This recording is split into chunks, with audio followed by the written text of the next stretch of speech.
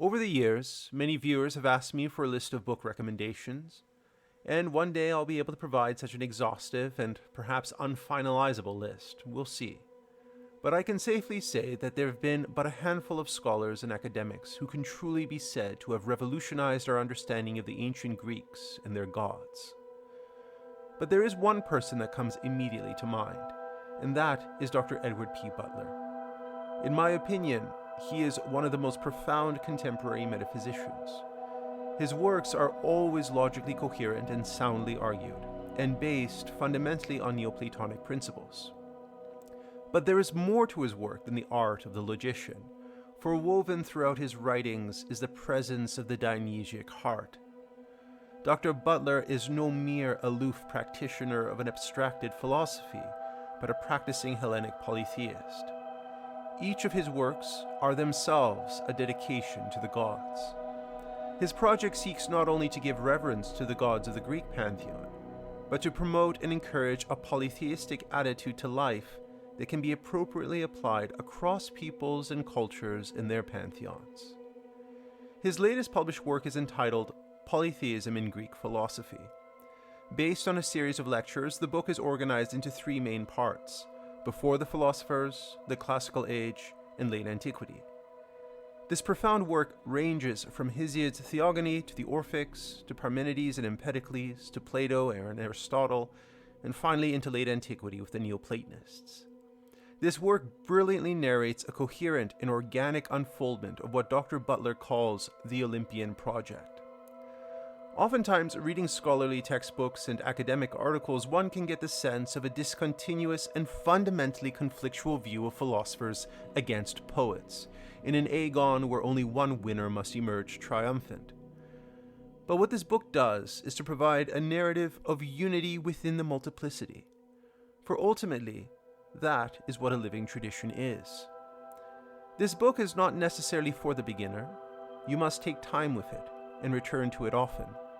As Aristotle says, the roots of education are bitter, but the fruit is sweet. There are insights here that will take years for one to unravel, but without doubt it will bring you closer in the mutual recognition with the God, monos pro monon. But who better to speak on behalf of this book than Dr. Edward Butler himself? I will quote his words in full. My project in Polytheism in Greek philosophy was essentially to try to recast the story that we tell about the arc of philosophy in the Greek-speaking world of antiquity, in particular relative to religion, and specifically polytheism. The standard narrative, familiar to all of us, is upheld without question, it seems, no matter where else one might be on any continuum of philosophical or social opinion. This standard narrative is of an awakening of reason, synonymous with a movement away from religion, or at least away from polytheism. Right from when I started to read Greek philosophy for myself, and not merely through the lens of secondary literature, I have seen this dominant narrative as profoundly flawed and almost a caricature. So in the series of lectures that became this book, I sought to tell a very different story, in which the development of philosophy in the Greek-speaking world over the course of antiquity, until freedom of inquiry was effectively extinguished by Christian theocrats in the 6th century CE, was seen as the fulfillment of what I term the Olympian project. That is, the organization arrived at by the Hellenic gods among themselves, announced by the Muses and reflected in the works of the inspired poets of antiquity, and as a result of which there is polytheism as such among these gods, that is, a field of mutual recognition and partially shared theophany, rather than just a field of isolated cults sharing some contingent historical determinations. Philosophy and poetry, dialectic and theophany are not on this view opposed, but instead continuous phenomena. Transforming this narrative with respect to the Greek-speaking world in antiquity has consequences for how we understand the relationship between philosophy and religion everywhere. I do not subscribe to the absurd notion that philosophy arose solely among Greek speakers. To begin with, of course, this community was in no way ethnically homogeneous in the sense that we use this term now. But the issue reaches far beyond this. In the first place, the story I tell in this book explains how the Olympian project became synonymous with the cosmopolitan space that emerged in the Greek-speaking world in later antiquity. The Olympian project took sail upon the ocean of cultural difference, not with an eye toward discovering and imposing universal truths, but rather toward creating a medium of exchange among cultures which, precisely because each was grounded in its own unique theophany, were not expected to surrender their difference in order to participate. On the contrary, difference is the condition of participation in such a communicative medium, because to be different is to have something to say.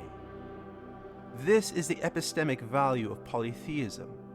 Heraclitus said, "There are gods even here." Thales said, "All things are full of gods." It was with the confidence of encountering gods on the other shore that these thinkers set sail. It did not matter whether or not these were the same gods, contrary to what we have been taught, because they understood that all gods are good and true. If the goodness and truth of the others' gods were contingent upon those gods being the same ones as mine, then goodness and truth would have no substance in themselves. And far from a victory over relativism, we would be capitulating to it. Monotheist hegemony, as we have seen, has no more tamed relativism than it has brought about universal peace. Truth cannot be imposed, only recognized in freedom and autonomy, of which multiplicity is the precondition.